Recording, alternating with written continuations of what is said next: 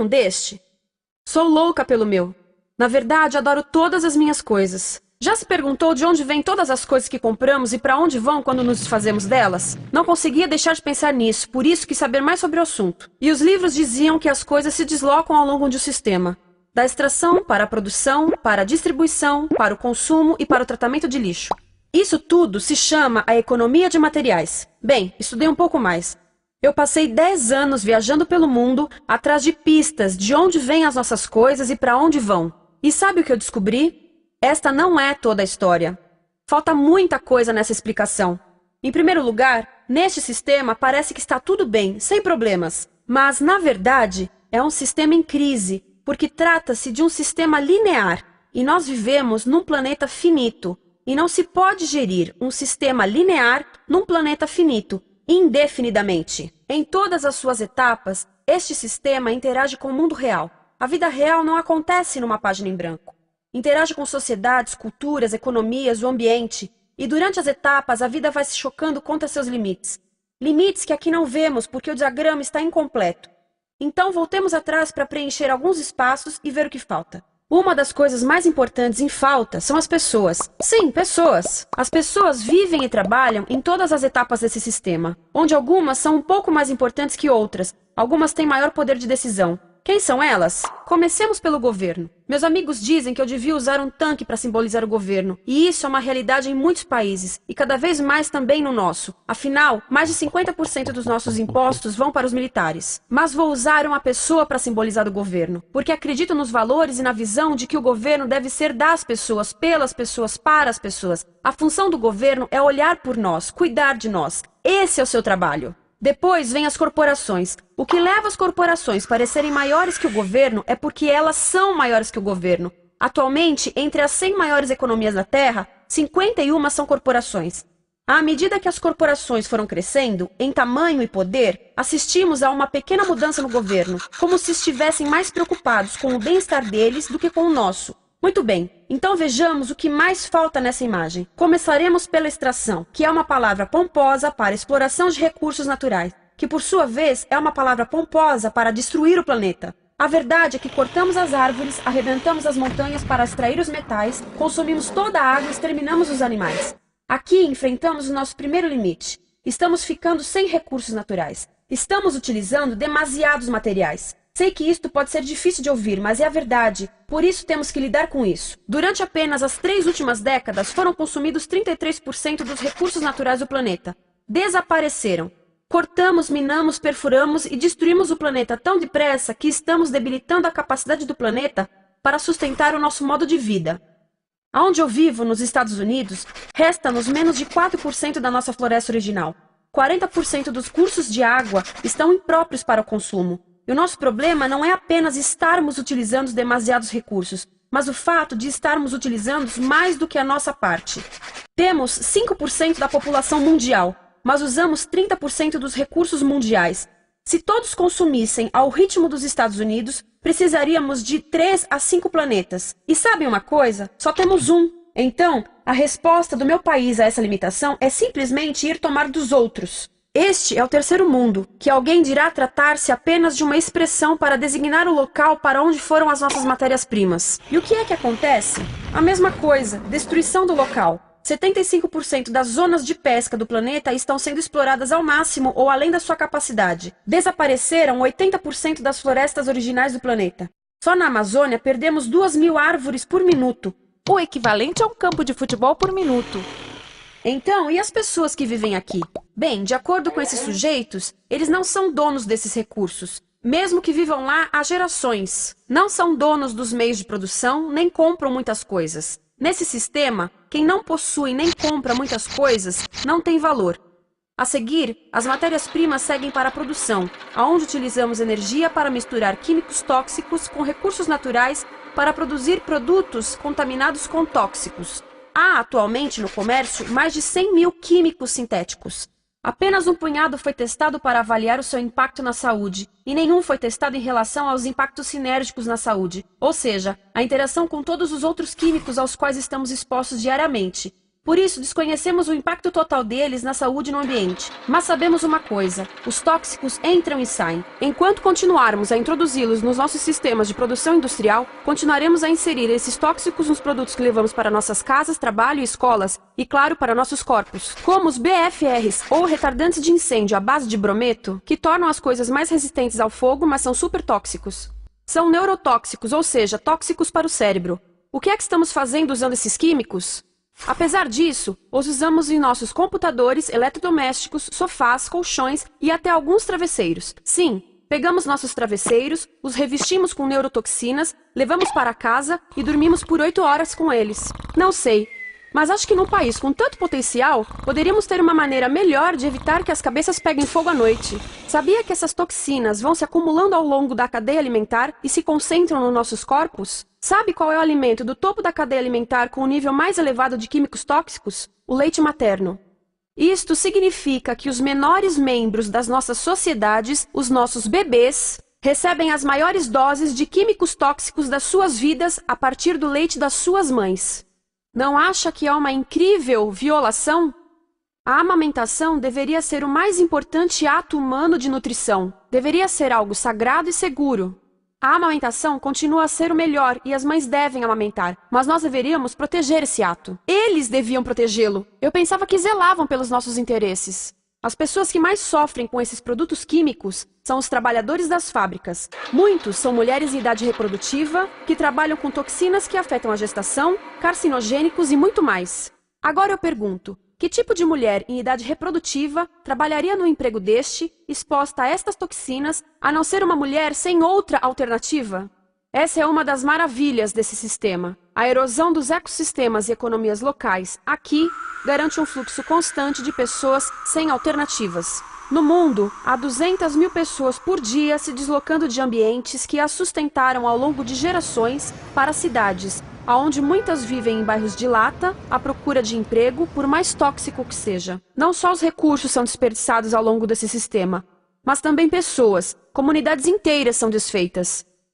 Sim, as toxinas entram e saem. Muitas delas saem das fábricas em produtos, e muitas mais saem como subprodutos, ou poluição, e estamos falando de muita poluição.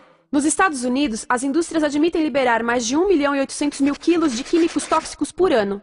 Deve ser muito mais, porque isso é o que eles admitem. Trata-se de outro limite, porque quem quer ver e respirar 1.800.000 quilos de químicos tóxicos por ano? Então o que eles fazem? Mudam as fábricas poluidoras para o estrangeiro, para poluir outros países. Mas, surpresa, grande parte dessa poluição volta para nós trazida pelo vento. E o que acontece depois de todos os recursos naturais serem transformados em produtos? Passam por aqui, para a distribuição, o que significa vender todo o lixo contaminado com toxinas o mais rápido possível.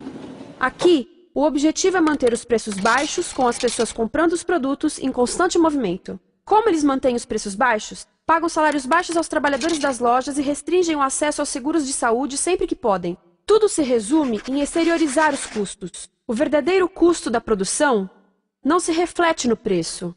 Em outras palavras, não pagamos aquilo que compramos. Outro dia estive pensando nisto. Ia a caminho do trabalho e queria ouvir as notícias. Por isso entrei numa loja para comprar um rádio. Encontrei um pequeno rádio verde engraçado que custava $4,99. Na fila do caixa pensei, como $4,99 podem refletir o custo da produção e transporte desse rádio até ele chegar nas minhas mãos? O metal deve ter sido extraído na África do Sul. O petróleo provavelmente do Iraque.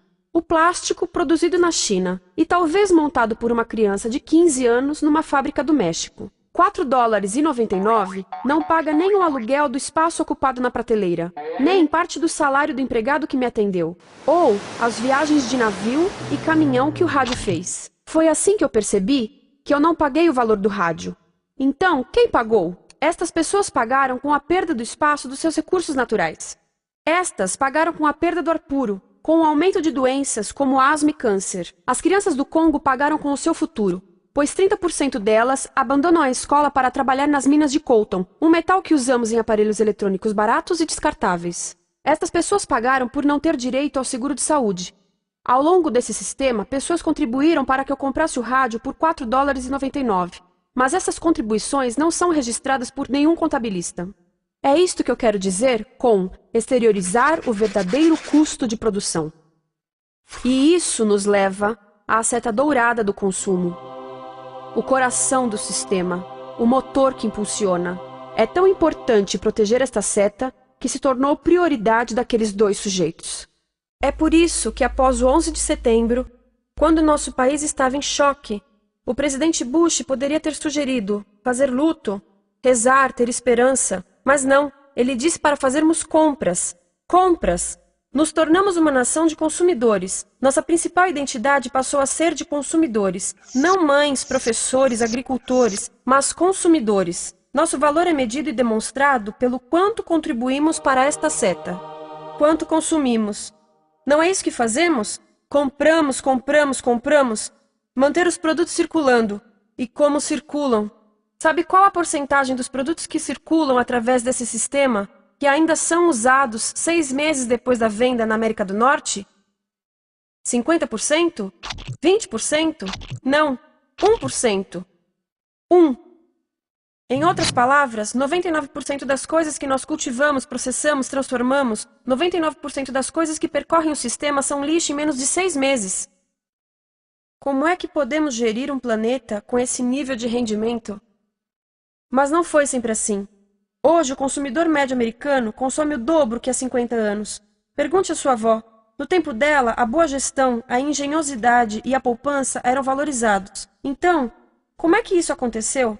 Bem, não aconteceu simplesmente. Foi planejado. Pouco depois da Segunda Guerra Mundial, estes sujeitos estudavam a forma de impulsionar a economia. O analista de vendas Victor Lebow articulou a solução que se tornaria a norma de todo o sistema. Ele disse: a nossa enorme economia produtiva exige que façamos do consumo a nossa forma de vida, que tornemos a compra e uso de bens em rituais, que procuremos a nossa satisfação espiritual, a satisfação do nosso ego no consumo. Precisamos que as coisas sejam consumidas, destruídas, substituídas e descartadas a um ritmo cada vez maior. O conselheiro econômico do presidente Eisenhower disse: o principal objetivo da economia americana é produzir mais bens de consumo. Mais bens de consumo? O nosso principal objetivo? Não é providenciar cuidados médicos, ou educação, ou transportes seguros, ou sustentabilidade, ou justiça? Bens de consumo?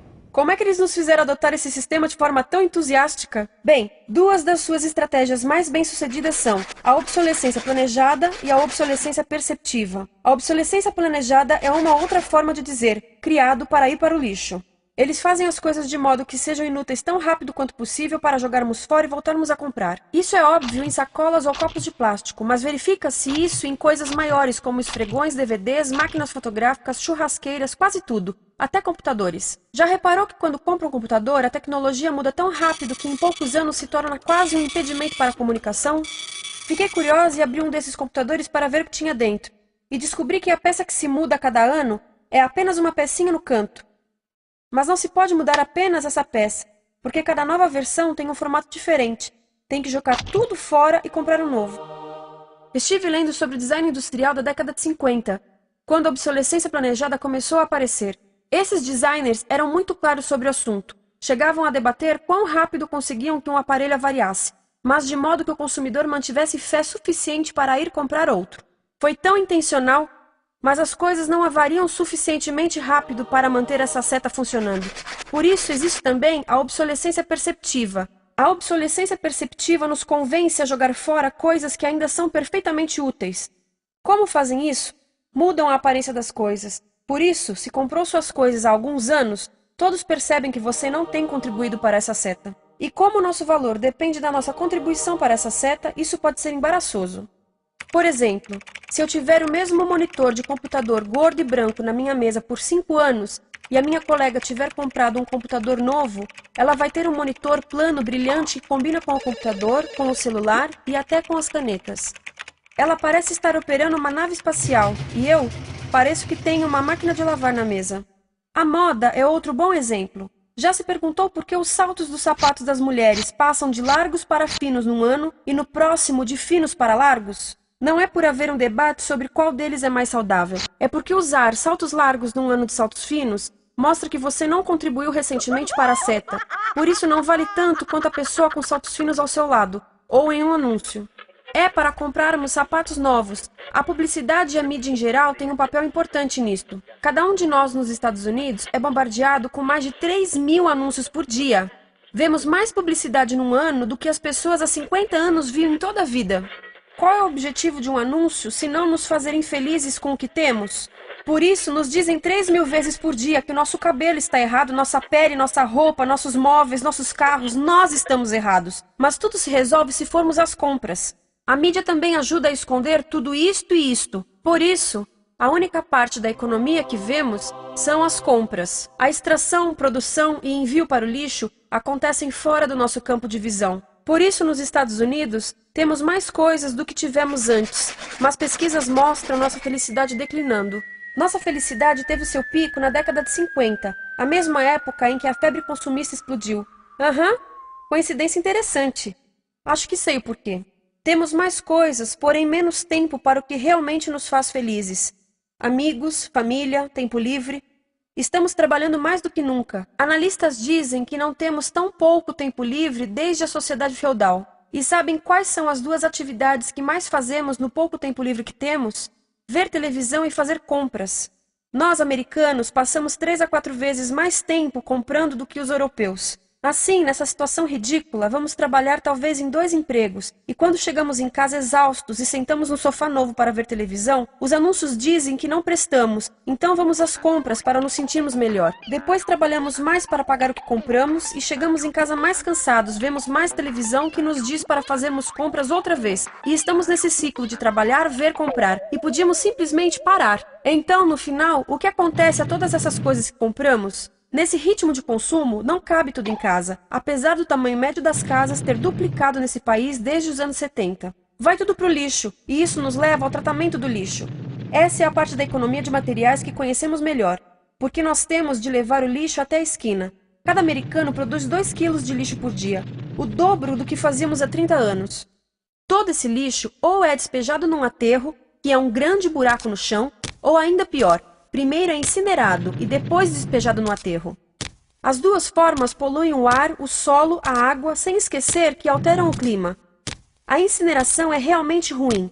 Lembra daqueles tóxicos da fase da produção? Bem, queimar o lixo libera esses tóxicos no ar. Pior ainda, produz supertóxicos novos, como a dioxina. A dioxina é a substância mais tóxica feita pelo homem, e os incineradores são a principal fonte de dioxina. Isso significa que podemos parar a principal fonte da mais tóxica substância conhecida e feita pelo homem, simplesmente parando de queimar o lixo. E podemos parar hoje.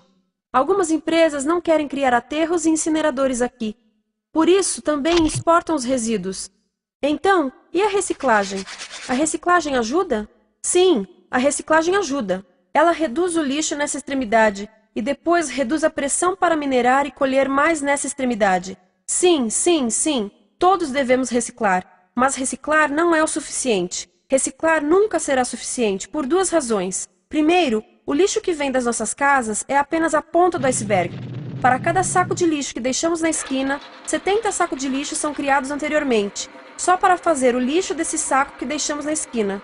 Assim, mesmo que pudéssemos reciclar 100% do lixo das nossas casas, não se chegaria ao coração do problema. Além disso, grande parte do lixo não pode ser reciclado, ou porque contém demasiados tóxicos, ou porque é criado de início para não ser reciclável, como aquelas caixas de suco, que têm as camadas de metal, papel e plástico, todas coladas.